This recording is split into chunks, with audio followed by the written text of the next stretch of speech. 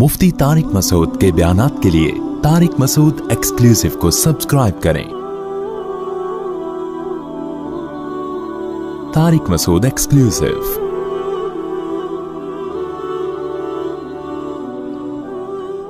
खुश रहने के लिए ज़रूरी है कि दुनिया की मोहब्बत ख़त्म करे।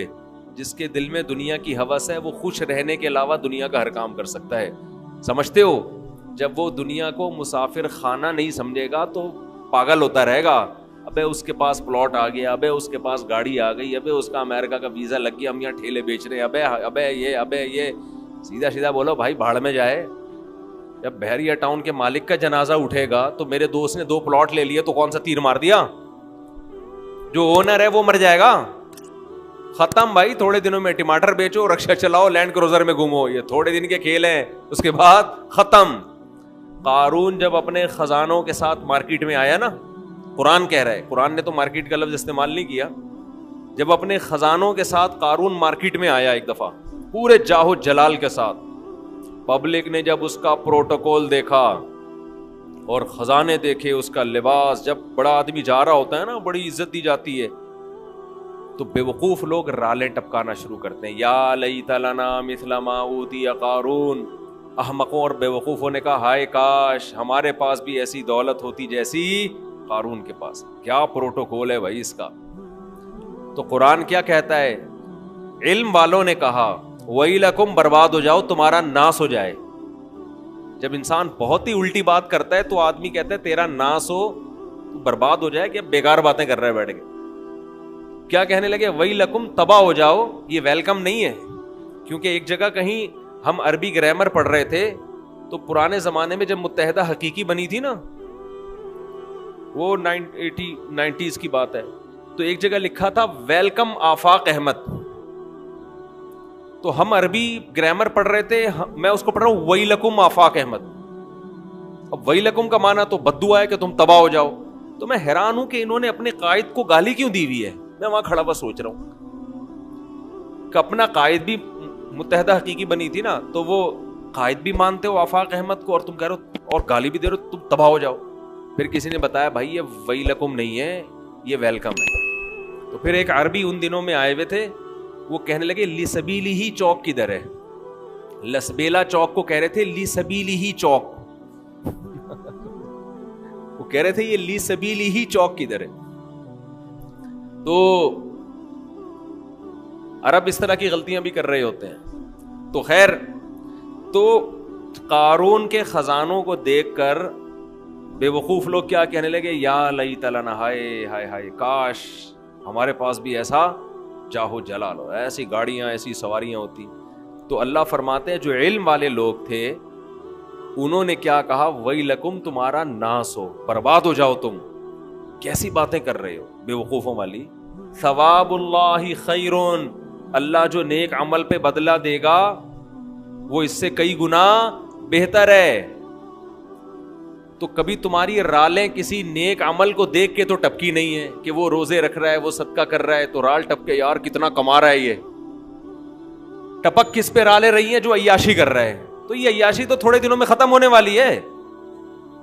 और कारून अब मार्केट से शार्ट हो गया कि नहीं हो गया? कहां गया उसका जाहो जलाल? तो कब्र भी नहीं मिलती, कब्र भी नहीं है, जमीन में धसा दी अल्लाह ने, ऐसा धसाया, हदीस में आता है क़यामत तक धसता ही रहेगा।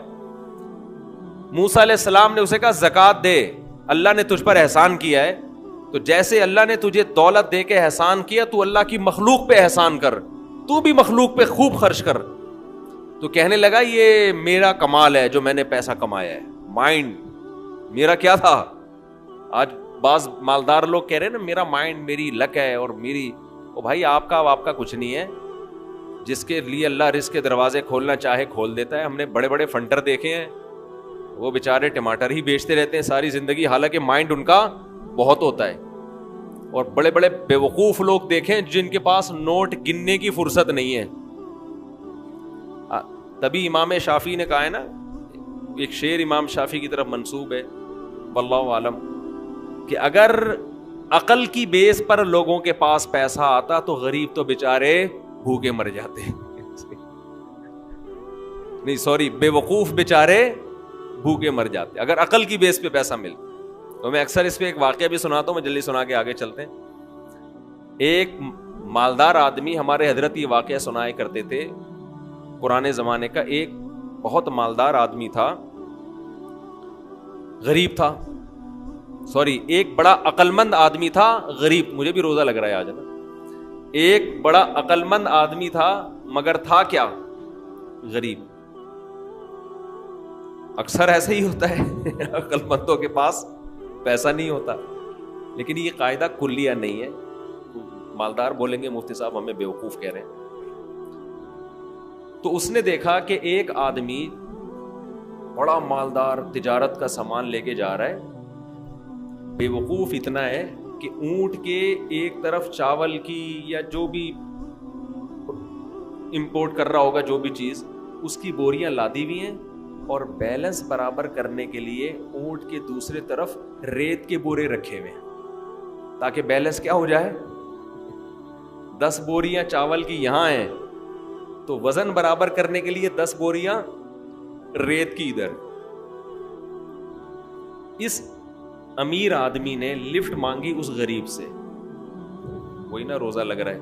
اس عقل مند آدمی نے لفٹ مانگی اس بے وقوف سے, کیونکہ یہ عقل مند غریب تھا. تو اس بے وقوف نے اس کو لفٹ دے دی کہ چل تو میرے ساتھ اونٹ پہ بیٹھ جا.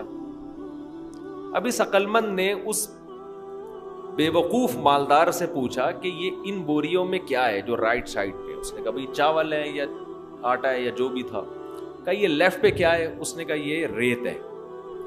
کہا تو ریت کا بزنس کرتا ہے؟ کہہ رہا نہیں, یہ بیلنس برابر کرنے کے لیے. اس عقل مند نے اس سے کہا کہ بے وقوف آدمی, 10 بوریاں اگر یہاں ہیں تو 5 بوریاں ادھر کر دے, اس سے بیلنس کیا ہو جائے گا. اونٹ پہ تو نے بلا وجہ کا ڈبل لوڈ ڈالا ہوا ہے, اور یہ 10 بوریاں بھرنے میں کتنا ٹائم لگا ہوگا. تو بے وقوف آدمی تو یہ کر لے نا کہ 5 یہاں کر دے اور 5 وہاں کر دے. اس نے کہا یار یہ تو بڑی لاجک کی بات کی ہے. نیچے اترا, اپنے مزدور کو جو بھی ہوگا اس کے ساتھ اس کو بولا بھائی بوریاں ہٹا, 5 چاول کی بوریاں یہاں کر دے اور 5 یہاں. اونٹ کی سپیڈ بھی تیز ہو گئی اور اونٹ کو بھی سکون کا سانس آیا, بڑا خوش. اب اس غریب آدمی سے اس بے وقوف نے انٹرویو لینا شروع کیا کہ تو کرتا کیا ہے. اس کا خیال تھا کہ یہ تو ارب پتی ہوگا جو اتنا عقل مند ہے, جس نے مجھے اتنے اچھے مشورے دیے, یہ خود کیا ہوگا. یعنی جب میرے جیسے بے وقوف کے پاس اتنا پیسہ ہے تو اس عقل مند کے پاس تو اس کی تو ملیں چلتی ہوں گی نا. اس سے پوچھا تو کرتا کیا ہے. اس نے کہا یار میں تو غریب آدمی ہوں, جس کام میں ہاتھ ڈالوں برباد. میرے پاس تو سواری بھی نہیں ہے, تبھی تو میں نے تجھ سے لفٹ مانگی ہے. اس نے کہا اتر نیچے اتر. اونٹ کو واپس گھمایا, 5 بوریاں دوبارہ ادھر کی اور ریت کی بوریاں دوبارہ بیلنس برابر کرنے کے لیے ادھر ڈال. بولا تیری عقل کی وجہ سے تیرے پاس جب 1 کوڑی روپیہ نہیں ہے تو میں بے وقوف تجھ عقل مند سے 1000 گنا بہتر. میں تیرے مشوروں پر عمل کروں گا نا, میں بھی تیرے جیسا بن جاؤں گا. مجھے اپنے اسٹائل سے چلنے دے جیسا چل رہا ہوں. سمجھ رہے کہ نہیں سمجھ؟ میں جیسے اپنے اسٹائل سے چل رہا ہوں مجھے چلنے دے. اگر تیرے مشورے پر عمل کیا نا میں بھی تیرے جیسا غریب ہو جاؤں گا. لو کان بالحیل الغنا لوجدتنی بنجوم اقطار السماء تعلقی. امام شافعی کا غالباً شعر ہے کہ اگر تم دیکھتے محنت سے پیسہ ملتا تو میں پیسے کی تلاش میں آسمان کے ستاروں تک پہنچ جاتا. ہم نے دیکھا ہے بعض لوگوں کا ایک شوق ہوتا ہے, شوقیہ کچھ چیزیں پالتے ہیں رکھتے ہیں, وہ شوق ان کا بزنس بن کے ان کو کروڑ پتی بنا دیتا ہے, حالانکہ انہوں نے سوچا بھی نہیں ہوتا کہ اس شوق سے ہمیں کیا ملے گا, پیسہ. اگر وہ پلاننگ کر کے کرتے تو کچھ بھی نہیں آتا ہاتھ میں. اس کا مطلب یہ نہیں کہ آپ محنت نہ کریں. پہلے ہی ہمارے یہاں پوستی پن چل رہا ہے, اٹھتے نہیں ہیں, 12-1 بجے اٹھتے ہیں, ایک دکان پہ نہیں بیٹھتے. محنت تو کرنی ہے لیکن ملے گا اتنا جتنا اللہ نے مقدر کیا ہے. تو میں وہ عرض کر رہا تھا کہ نبی صلی اللہ علیہ وسلم نے جو مثال دی ہے نا کہ دو چیزیں جوان ہوتی ہیں تو وہ دو برائیوں سے مراد صرف دو نہیں ہیں بلکہ جو بھی بری خواہشات ہیں بڑھاپے میں کم ہونے کے بجائے بڑھتی. اسی طرح اچھی خواہشات اگر جوانی میں اچھی عادتیں ہیں تو بڑھاپے میں وہ اچھی عادتیں کم ہونے کے بجائے جوان ہو. اگر آپ کو جوانی میں اللہ سے محبت ہے بڑھاپے میں یہ محبت اور زیادہ بڑھ جائے گی. جوانی میں دنیا کو مسافر خانہ سمجھتے ہو, دل نہیں لگاتے, بڑھاپے میں بالکل لفٹ کرانا چھوڑ دو. ہم نے دونوں طرح کے بوڑھے دیکھے ہیں, سخی بھی اور کنجوس بھی. جو سخی ہوتے ہیں وہ بہت سخی ہوتے ہیں کیونکہ وہ جوانی میں سخی ہوتے ہیں نا, تو یہ سخاوت بڑھاپے میں ان کی بہت زیادہ بولو بڑھ جاتی. پھر وہ جاگیروں سے دل لگانا بالکل چھوڑ دیتے ہیں, بالکل چھوڑ دیتے ہیں. اور جو کنجوس ہوتے ہیں نا جوانی میں, بڑھاپے میں اللہ کی پناہ آدمی کانوں کو ہاتھ لگا, نوٹ نظر نہیں آ رہے ہوتے, ایسے ایسے گن رہے ہوتے ہیں بیٹھ کے. یہ میں نے اپنی آنکھوں سے دیکھا ہے, نظر نہیں آ رہا نوٹ, دیکھ رہے ہیں یار کم تو نہیں پڑ گیا, یوں کر کے نا چیک کر رہے ہیں کہ اس میں اصلی ہے. ابے اب تو نقلی بھی ہے تو کیا کرنا ہے, اب تو اگر نقلی بھی ہے تو اپنے دانت نہیں ہے کھانے کے لیے, پیٹ میں آنت نہیں ہے کھانے کے لیے, چبانے کے لیے دانت نہیں, کھانے کے لیے آنت نہیں, تو اصلی نقلی کا رہ کیا گیا. شوگر کے آپ مریض ہیں, مٹھائی آپ نہیں کھا سکتے. اب تو آپ کو بچے پال رہے ہیں, اللہ اللہ کرو, مصلے پہ ٹائم گزارو اور نکل لو پتلی گلی سے. اللہ زندگی دے سارے بوڑھوں کو, لیکن اب تو یہ سوچ ہونی چاہیے نا, نہیں جناب ایسے ایسے گر رہے ہوتے, اتنے لالچ, اتنی ہوس, دل اور ایسا پراپرٹی میں دل لگائیں گے, ادھر پلاٹ. ایک بوڑھے کا فون آیا میرے پاس, غیبت اس لیے نہیں, کسی کو کیا پتا کس کی بات کر رہا ہوں, میرا خیال ہے 85 سال تو ان کی عمر ہو, اور 10 قسم کی بیماریاں. کہنے لگے, رو رہے تھے, میرے بیٹے کا کاروبار کا نقصان ہو گیا, گھر میں بڑے مسائل آ رہے ہیں, رزق کی تنگی ہے, میں بہت ٹینشن میں ہوں.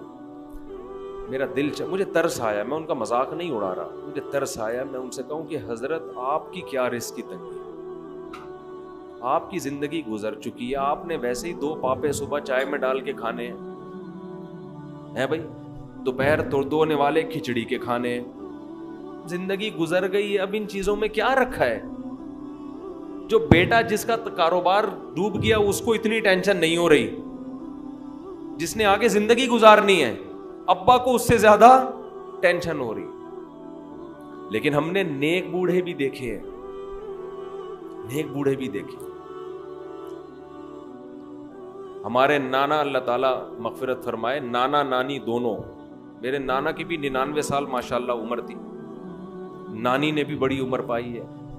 جب بھی ہم ان کے پاس جاتے تھے نا تو وہ شاعری شروع کر دیتے تھے, قبر کی آخرت کی, ٹھیک ہے, گھر جسے سمجھے ہو وہ تم گھر نہیں.